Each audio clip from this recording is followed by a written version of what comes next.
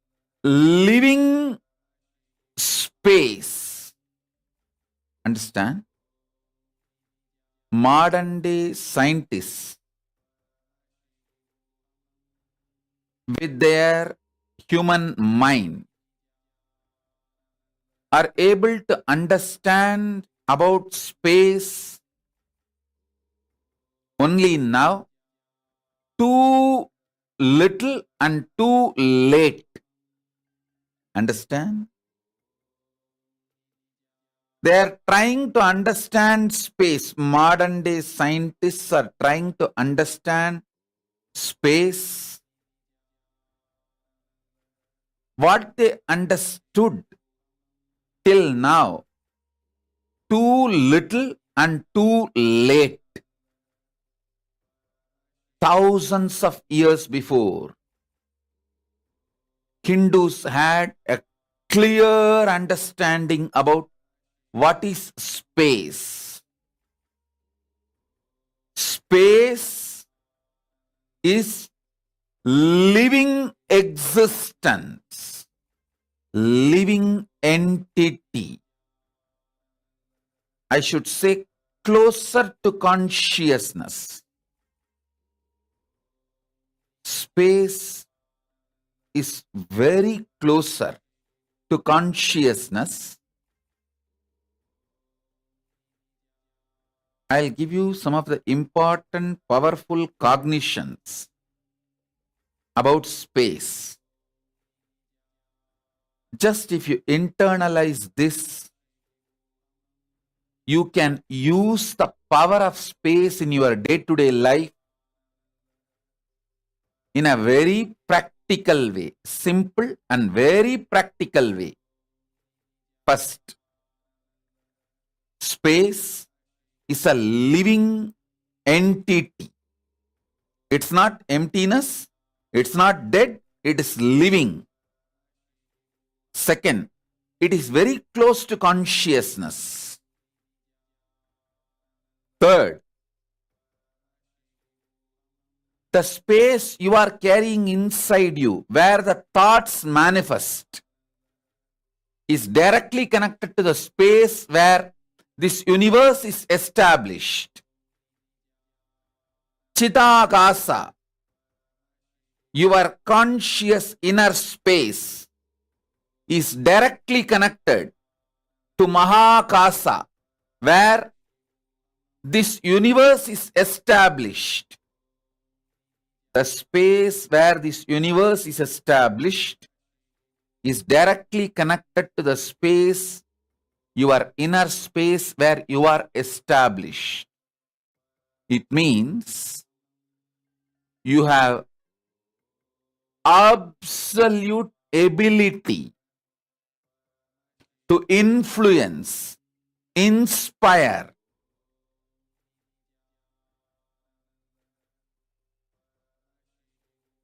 directly intervene with the outer space on which the world is established. Any mass has a power to influence the space. When you are able to influence space through which you can influence anything which is established in the space, and just by sheer power of thoughts, you can raise, lower your mass, through which you can influence the space, through which you can influence anything established in the space. Please understand,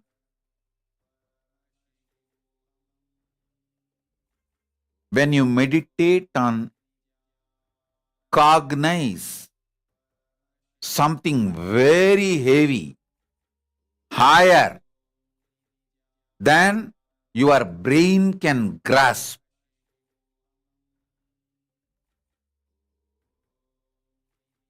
your space becomes powerful. that can influence the space outside, and anything established in the space outside.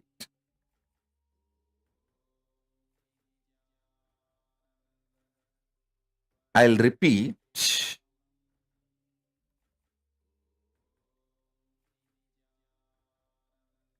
Very recently, modern day scientists are trying to understand how to influence the space,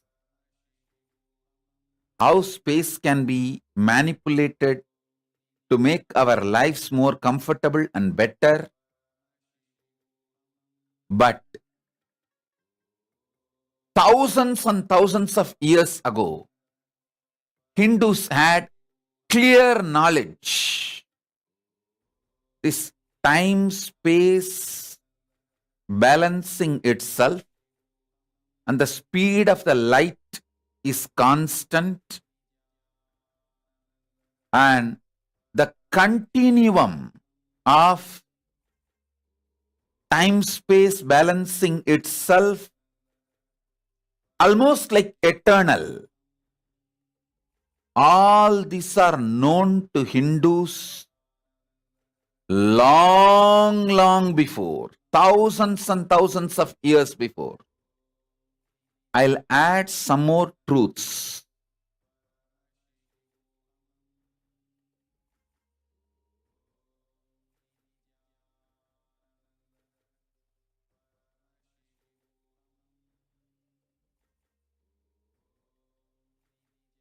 Thoughts can travel using space as medium.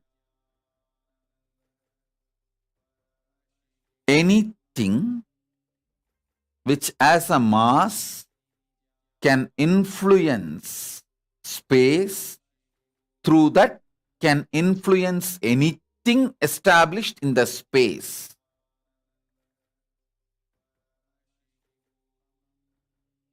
Let me be more clear and straight. Just through your thought, power of cognition, the power of your inner space, Chidambara,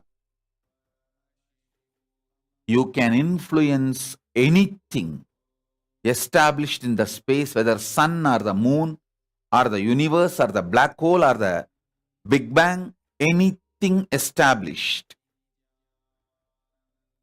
in the space can be influenced through the power of your inner space.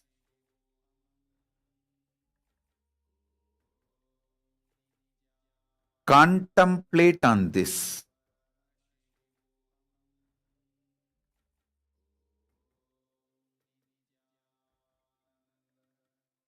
I have come down from Samadhi, brought these few important truths for all of you to chew, internalize this.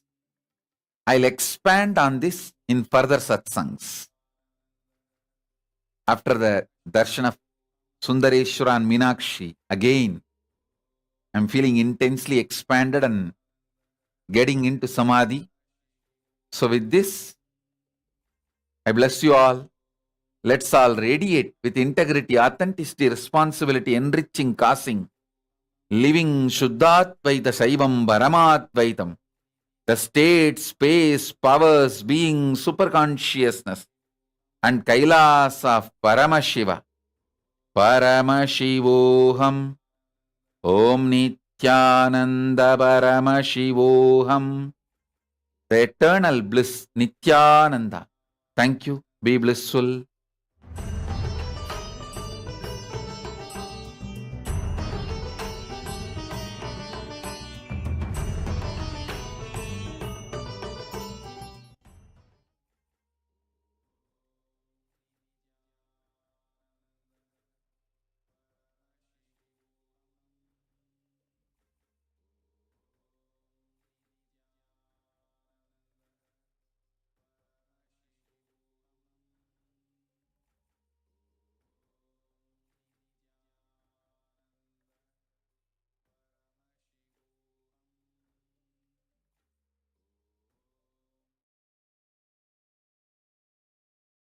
Yes.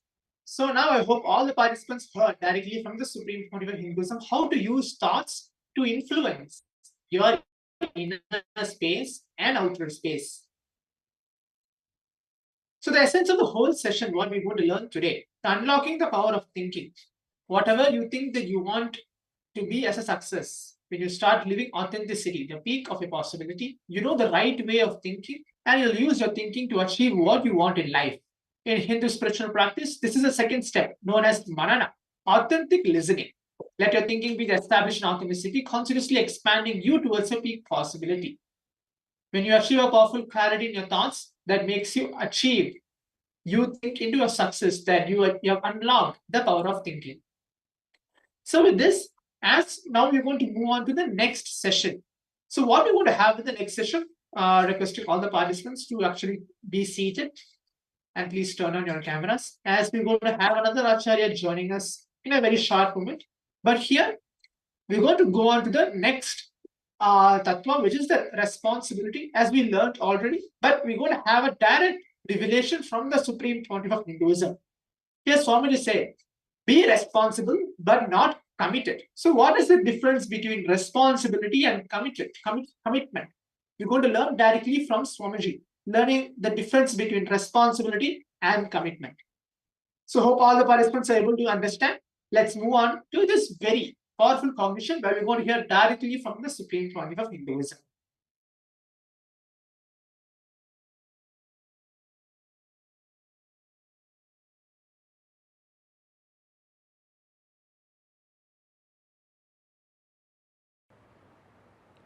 I am defining these two words. Responsibility is not commitment. Commitment is not responsibility. You can be responsible, totally non-committed. You can be committed, never be responsible. I'll differentiate. I'll explain. If you are constantly thinking about your future from powerlessness and go on thinking what all can go wrong, your involvement is called commitment. If you are constantly looking at your future from the space of completion and go on looking at what all can go right, your involvement is called responsibility. Listen, I am the symbol of total responsibility and complete non-commitment. I am totally responsible, but completely non-committal.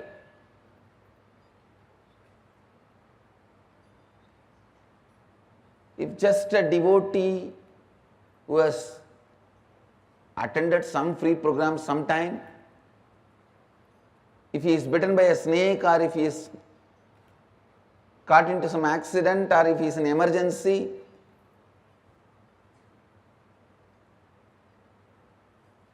one phone call, I'll personally attend and talk to my secretaries or whoever and see to it that constantly is attended and I get the response back, whether healing or whatever, I can help. You will see that responsibilism. Same way,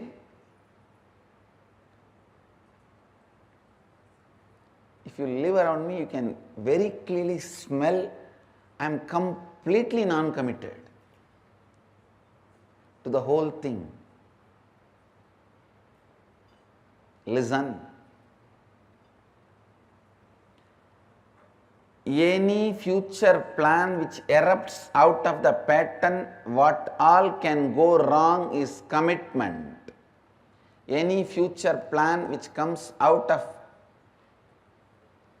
the completion, what all can go right is responsibilism. Responsibility. He asked me again, then what is accountability, Swamiji? I said, if you are constantly thinking from what all can go wrong, even if you are committed,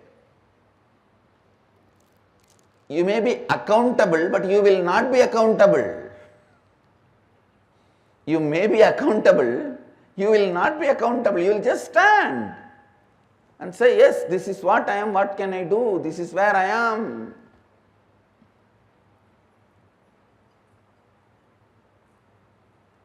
So understand,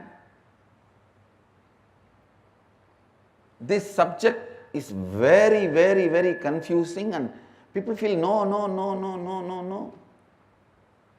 At least in responsibilism, I don't want this to be separated. Because in the name of responsibility, you get a little consolation to worry, space to worry. You are so addicted to worrying. I took away all your possibility for worry. If you are integrated, no worry. If you are authentic, no worry. But if you are responsible, you can continue to worry. In the name of responsibility. Now I am purifying the concept of responsibility. Listen.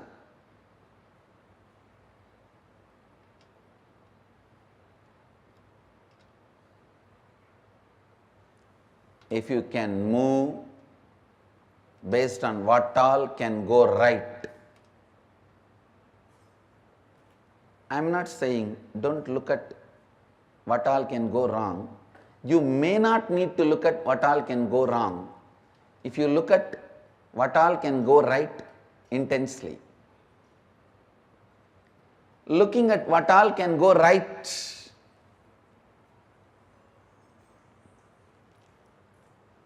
I tell you, looking at what all can go right gives you the ability to start 2000 projects.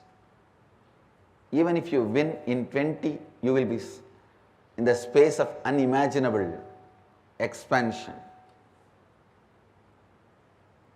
The mind which looks at what all can go wrong will not even move to the second project. People constantly say, from morning I was making this call, this. Understand, even when you are doing some action, is your worrying pattern keeping quiet? Is your lust pattern keeping quiet? Is your fear pattern keeping quiet? Even when you are working, doing your work, all the three are functioning. Same way, instead of lust, fear, worry, why can't your planning, celebration, gratitude function?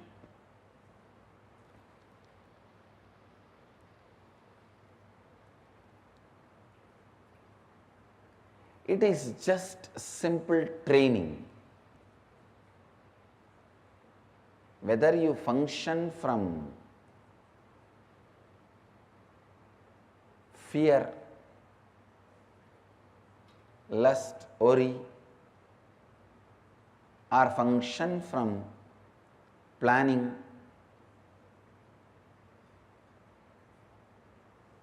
celebration, gratitude, planning, completion, gratitude. Listen. Listen, I am giving you a very important sacred secret as per the yogic tradition. The moment you are born, you reside only in Anandagandha. Anandagandha is the space from which your soul, your consciousness operates in your body. While you are doing all your regular lifestyle routine, either you choose to allow your lust, fear, worry as an involuntary, habitual function, or you can voluntarily build planning, completion, gratitude. Either you can allow involuntarily lust, fear, worry, or planning, completion, gratitude. It is just consciously building. But don't tell me the worst lie. I was busy in this, so I could not do that. You have multiple possibility and multi-dimensional. You are multi-dimensional by nature. While you are working, if you are not planning in a multi-dimensional way, you are worrying or caught in the lust and fear. Be guaranteed about it. This truth needs to really get into your system.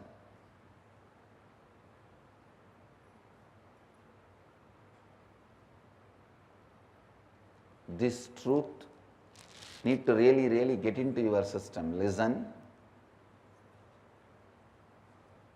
Only then you will understand the difference between commitment and responsibility.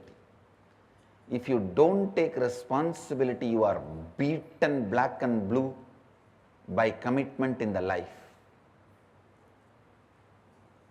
When you take responsibility, you are given the reward of the freedom from all commitments.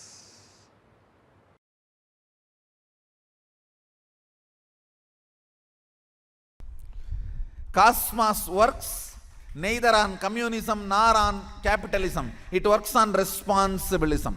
What is the responsibility you take in life? What is the context you set for yourself in the life? Based on that, you manifest. That's all. He manifests based on that. So the whole Sadashivatva is manifesting for the people who decided to do his work as not just first priority, only priority. See, first priority is different, only priority is different. Because they decided it as only priority, the manifestation becomes totally different, altogether in a different scale. Understand, my initiations are same, I am same for everyone. It is based on their context they receive. So the context sets the consciousness to a different frequency. So what you are, surely I am available for you as much as you can receive. I am available for everyone. See, I am like Ganga. If you come with a cup, carry me in a cup. If you come with a pot, carry me in a pot. If you come with a lorry, fill me in the lorry and go. If you come with huge container, fill me in the container and go.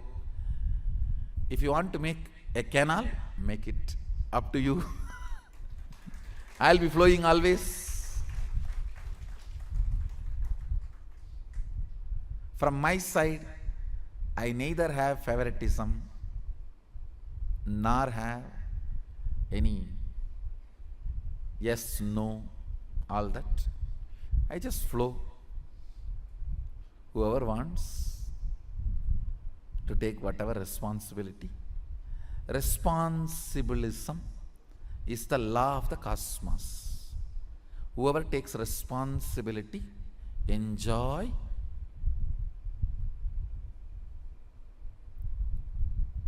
powers.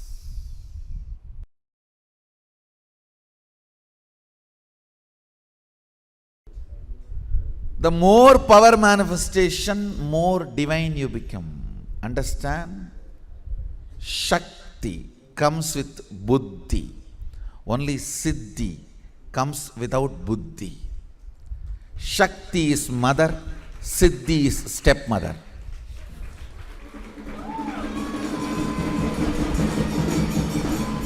That is why in Tamil, for stepmother and siddhi, both same word. Siddhi is Chitti. Shakti is mother. Understand?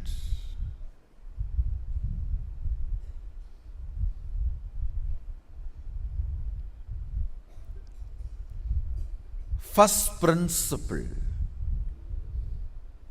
about manifesting powers, it will not strengthen your ego, it will only take you beyond ego. First. Second,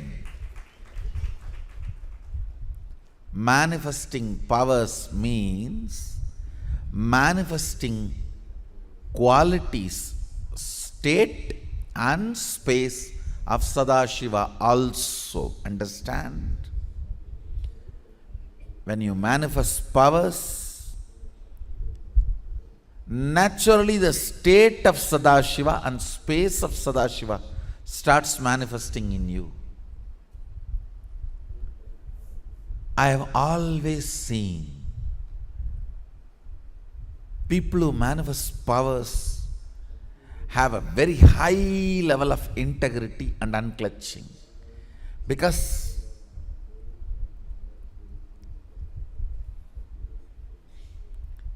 if they do not maintain that too, the power manifestation will stop.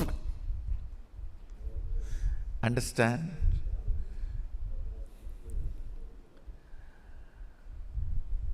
How much ever you would have paid to buy your cell phone, but unless you charge every day, it will not function. How much ever you may manifest powers, unless the integrity of your life is maintained, it will not manifest. Actually, when you manifest powers, automatically the frequency of your integrity increases. The trust in integrity, trust in authenticity starts increasing. The reasons why you don't live a life of integrity is powerlessness. That starts melting down. With more and more power manifestation, powerlessness goes away. You become more integrated, more authentic. The second principle of power manifestation, listen carefully. Shakti comes always with buddhi. Means more power manifestation, more integrity. More power manifestation, more unclutching. More power manifestation, more nirvikalpa samadhi. More power manifestation, more joy. More power manifestation, more restful awareness. More power manifestation, more responsibilism. More power manifestation, more enriching. More power manifestation, more bliss. What is power manifestation? Deciding. Listen. Integrity needs your declaration, but power manifestation does not even need your declaration. It only needs your decision. Deciding to be one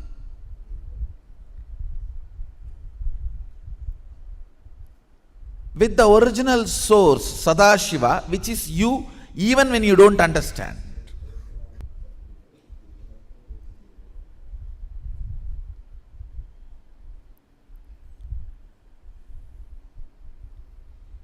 He was using very few words. That is his beauty.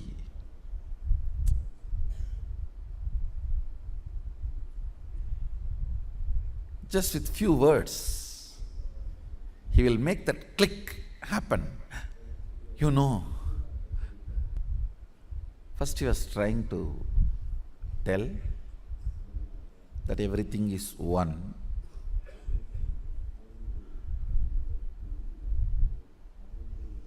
Few words. Somehow I was looking at him. He was not convinced that the click has happened in me. And many times both my gurus, Kuppammal and Mibudanandapuri and Yoganandapuri, both have tried to explain Advaita to me. Annamalai Swamigal even used to read out Ribu Gita. Annamalai Swamigal was one of the enlightened disciple of Ramana Maharshi. Used to read Ribu Gita in Tamil. But somehow the click never happened.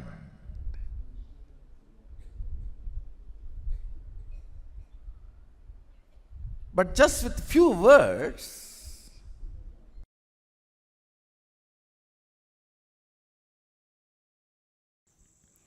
no cunning strategies. No cunning strategies are going to work.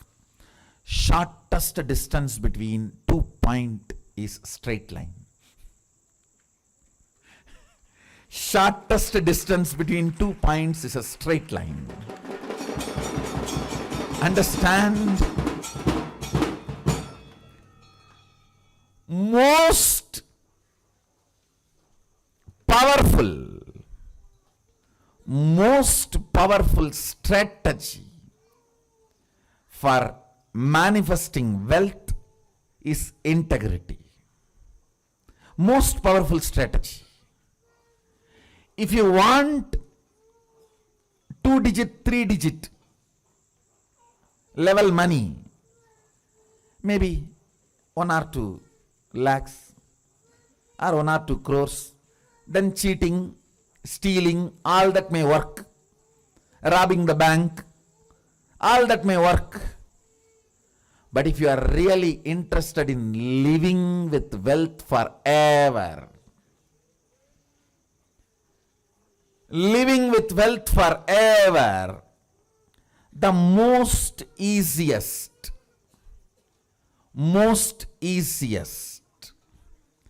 and the right strategy is integrity.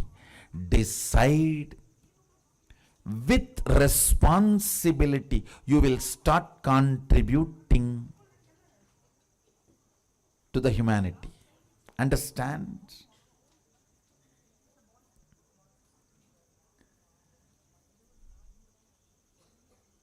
Manifesting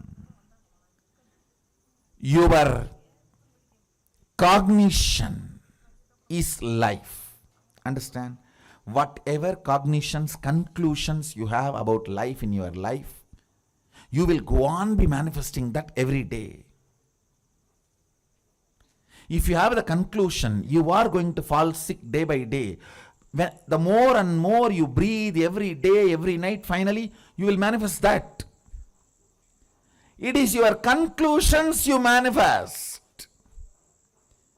If you have the conclusion, the cunning methods, cheating brings wealth, you will only be manifesting that, or waiting to some cunning methodology to click so you can manifest wealth. No.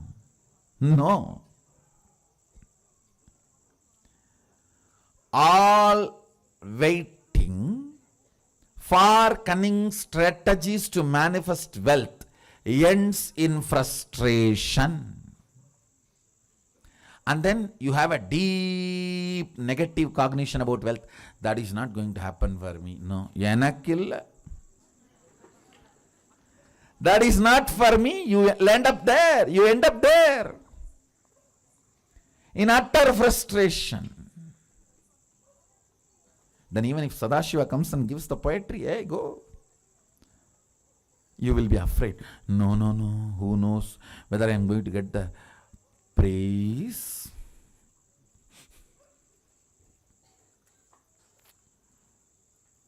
Or beating. Listen to this. fundamentally, the first truth of awakening wealth consciousness, I am not giving you this as a teaching, I am giving you this as a software programming. Just internalize and come to this conclusion, that's all. You don't need to practice it. Anything you need to practice. Practice is a 4-letter word for me. Coming to conclusion is all I ask from you. No belief, no faith, no. Coming to conclusion, integrity. The first cognition you need to have, the first conclusion I request you to arrive. No cunning strategy will manifest wealth in your life. You may grab little currency through cunning strategies, but it will never become wealth of your life. I tell you, I am traveling all over the world. I am seeing all the culture, country, every background beings. Still now, I have heard at least about thousands of types of lotteries, but not seen a single man who has become permanently wealthy, rich by a lottery. Understand? I have not seen a single man who really became wealthy, stayed with his wealth through a lottery. No. That's the most funny thing. Then what is happening to all the big lotteries going on? The economy Sadashiva is teaching is neither capitalism, nor communism, or socialism. It is responsibilism.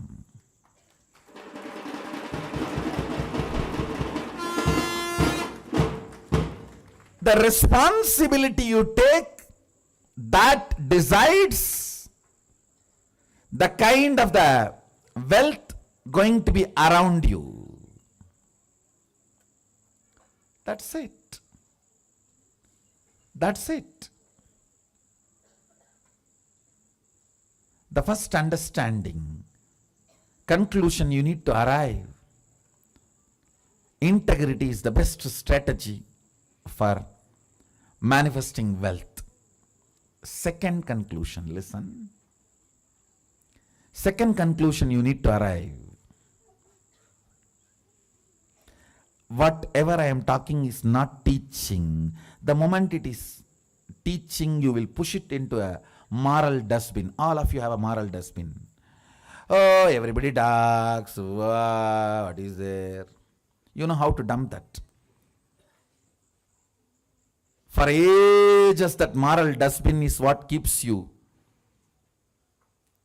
as you want, without transformation.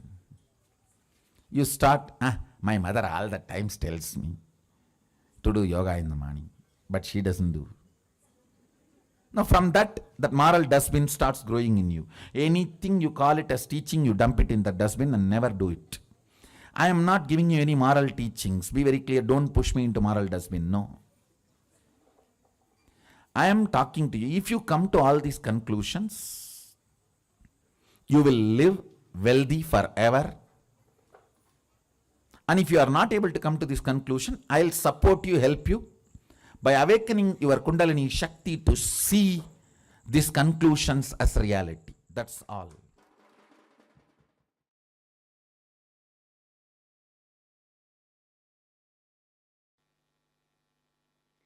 Anything which is truth goes on strengthening you, even while you are working with it, while you are practicing it. The great truth, Nithyanandoham, Shivoham, I am the ultimate possibility. When you work with this truth, understand, when I say I am the ultimate possibility, I mean you are the ultimate possibility. When you are working with the truth, Even while you are working, it strengthens you day by day. But anything which is believed, which is not truth, which creates greed or fear in you, weakens you continuously, even while you are believing it, not only after the disillusionment. After disillusionment, you will completely feel powerless. You will feel deprived, cheated. You lost, you wasted.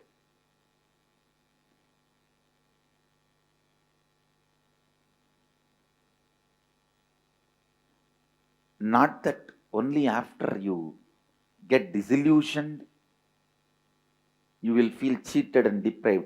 Even while you are working with it, you will feel powerless.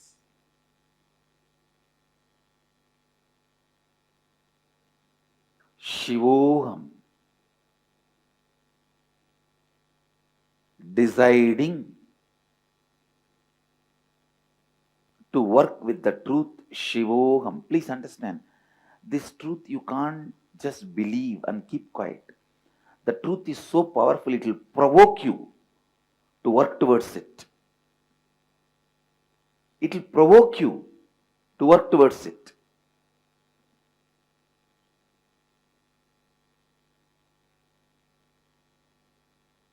Truth uttered by the right person, listened by the right being, provokes you to work towards it. It can never be a one more sermon. No. Satsang is not sermon or discourse. After the discourse or during the discourse, you can be sleeping. Continue to be in slumber. But satsang provokes you. Neither during nor after you can be in slumber or sleeping. It provokes you. It awakens you. That's the right word I should use. It awakens you.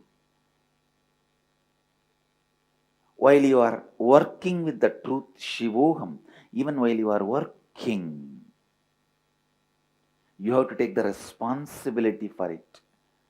Don't expect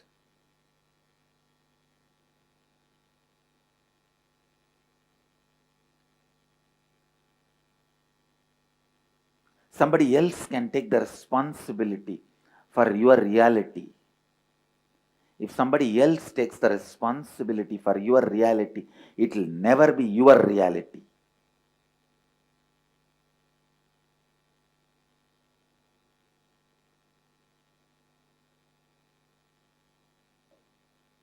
Yes, Guru can take the responsibility to make you responsible,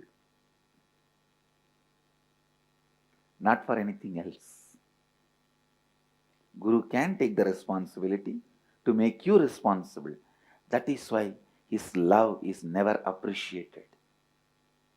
His love is not the cozy, comfortable feeling you felt in the name of love in your life when you were young. The pattern you believe as love. You cry and your mom rushes you and gives you food or candy. Your dad rushes to you and gives you some sweet and toys, whatnot. Your aunt brings you clothes. Your uncle brings you gift. What you believed as a love, the pattern of action reactions which you believed as love, you will not experience from Master, from an enlightened being. The love he radiates makes you like him. That is why you constantly feel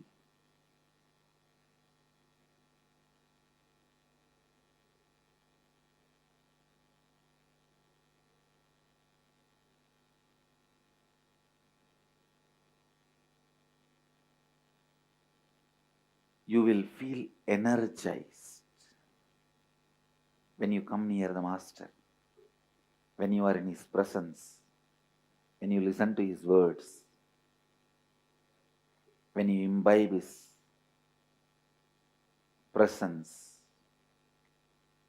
But you will not feel the so-called love. And if you feel what you felt as a love pattern from the young age, from the Master also, maybe He is giving you little time to settle down and become comfortable.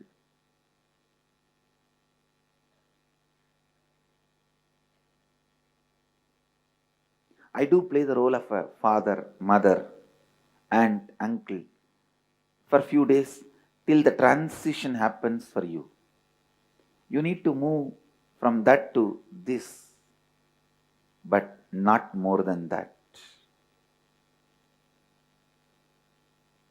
My love will make you responsible for the great truth of Shivoham.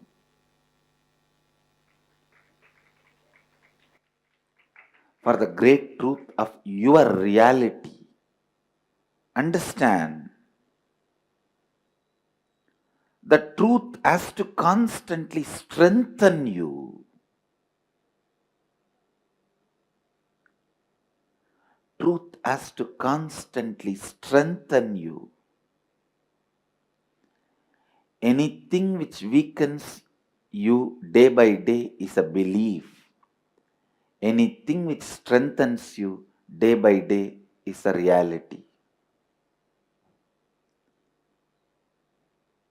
Sit and open your whole being and see what all is in you which is strengthening you day by day. Support them. Stand by them.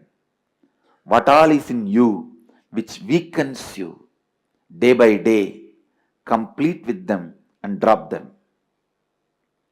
Whether it is emotion, beliefs, thought currents, patterns, ideas, theories, theologies, whatever is strengthening you day by day, it is reality. Work with it. Work more and more with it. Whatever is weakening you, whatever is weakening you, be very clear. It is beliefs. It is belief system. Beliefs weaken you while you are with it, after it leaves you. Both. Even after disillusionment, you will repent for wasting your time in those stupid beliefs. The first truth I want you to internalize today. Anything which strengthens you is reality. Cherish it. Meditate on it. Encourage it. Contemplate on it. Awaken it in you more and more and more. Take responsibility for it more and more and more.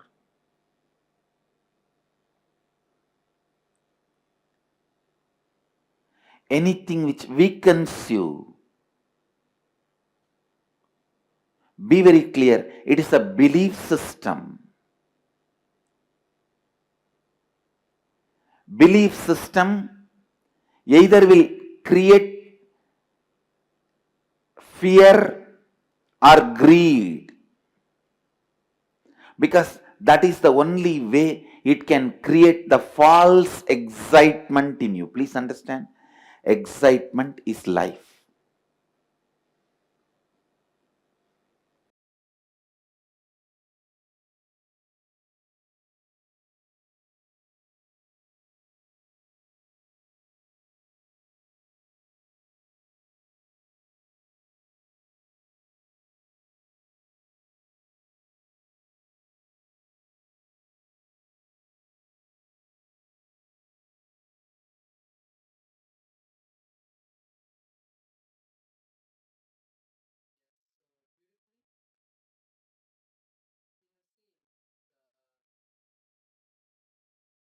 Standing from Swamiji, where he's sharing this beautiful thought current about the science of how we have to manifest responsibility in our life.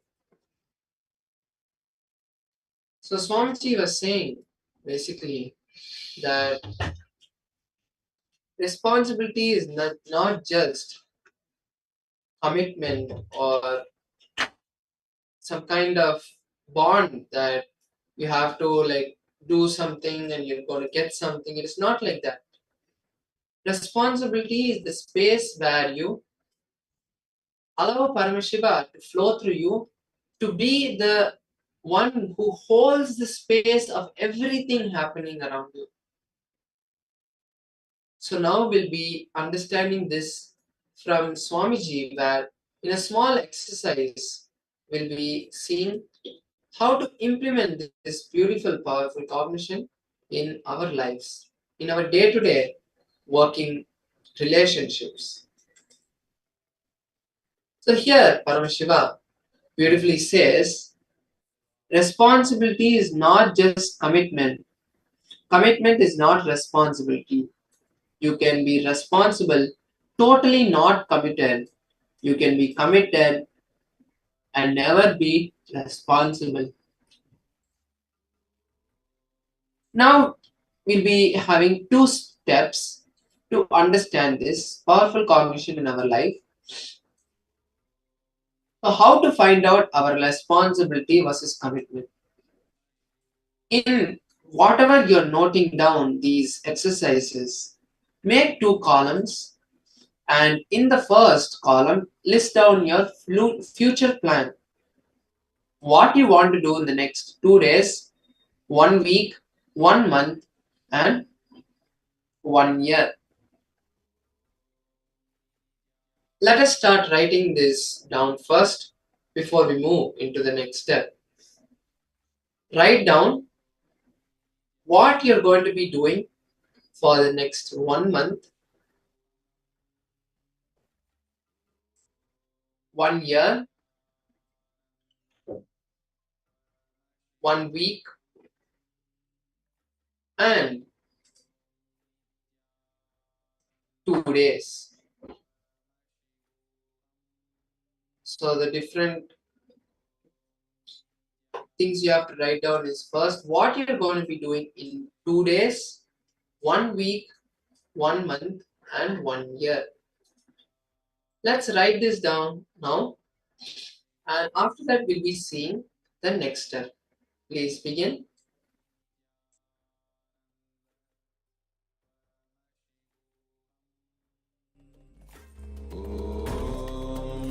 Nithyananda Paramashivoham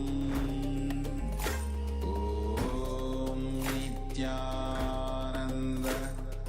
Paramashivoham Om Nithyananda Paramashivoham Om Nithyananda Paramashivoham Om Nithyananda Paramashivoham Om Nithyananda Paramashivoham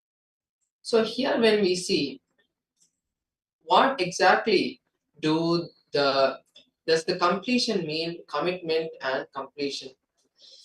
So when we see a particular situation that is happening in our life where we have taken responsibility, meaning we have taken ownership of that, and then we start to see, oh my god, things are not coming apart, coming together, they're all falling apart.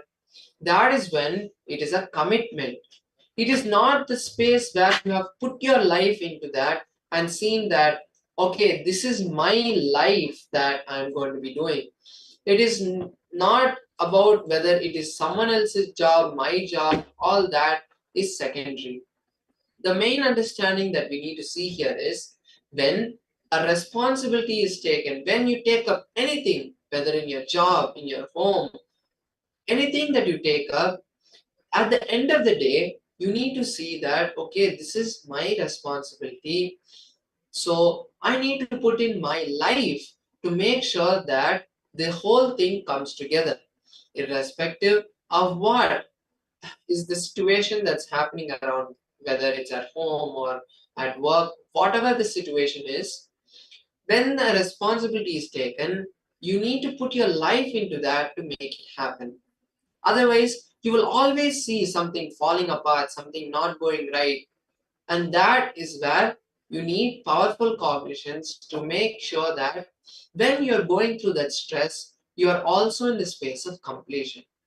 Because when you lose the space of completion, you lose the space of coherence where things start going in all different directions.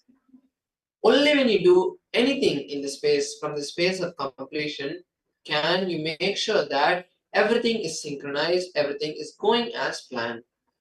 So now with this, we come to the end of this particular session, and I hope you understood about the difference between commitment and responsibility, and basically the whole understanding of responsibility. So now with this, we'll be moving into the next power manifestation session where we're going to be seeing the power of thought current scanning. So basically, what is thought current scanning? The thought current scanning is the basic power of mind reading. So now you're going to be reading my mind. I'll be thinking of a particular three-letter word, and then you will be connecting with me through Swamiji by chanting the Mahavakya, and from that space you'll be downloading whatever Paramashiva is revealed to you. So now before we move into the power manifestation itself, let us first get the powerful cognition. So why is the powerful cognition so important? Only when we manifest powers with the powerful cognition will we be able to manifest the power from the right cognitions.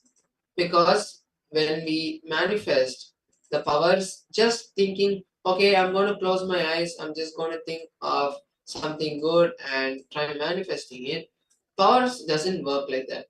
It always manifests from the space of a powerful cognition. So now there's this beautiful powerful cognition that I've taken from page number 255 in the Living Enlightenment book. Swamiji here is saying the way out of daily irritation, living your prarabdha karma. So actually this is very, very connected to what we were seen previously. So let's actually read. So here Swamiji is saying, let me explain the three types of karmas from different angles.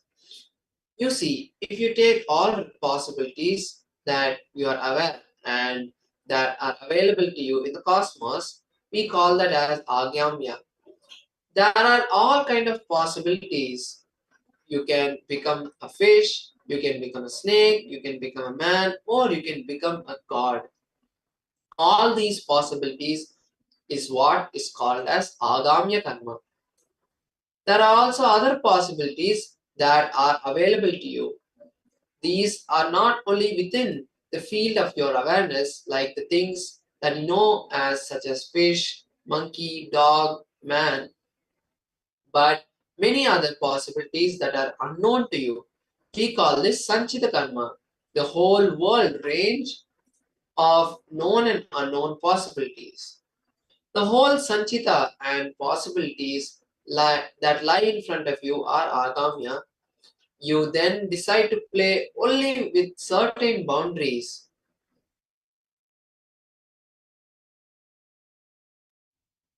of these possibilities. When you come into the body, that is when we call Prarabdha.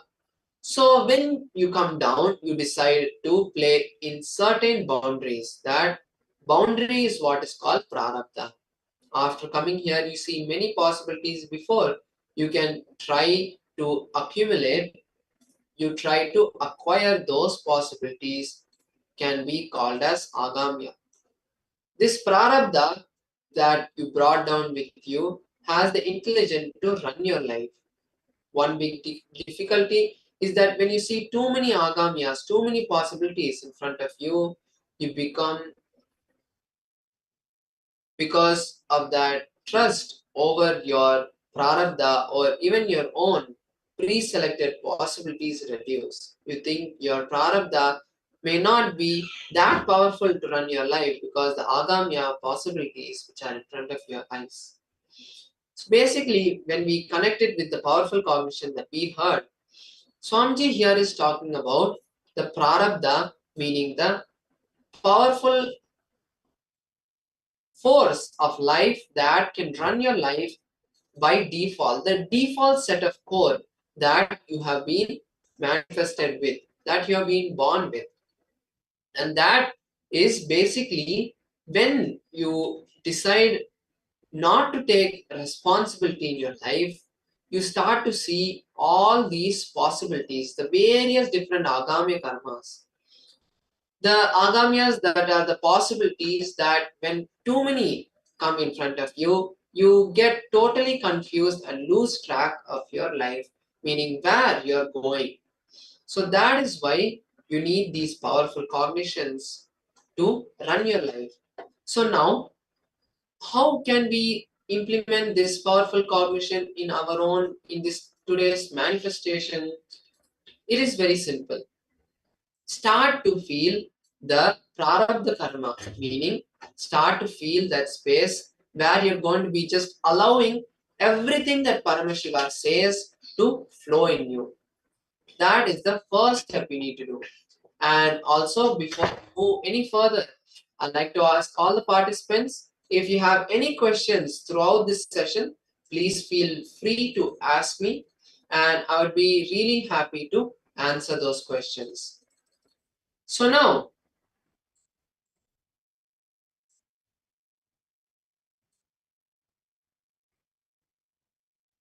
when we see the prarabdha karma that we are going to allow to just manifest in us, allow it to flow through you, and just connecting with Swamiji, you will be able to manifest this power.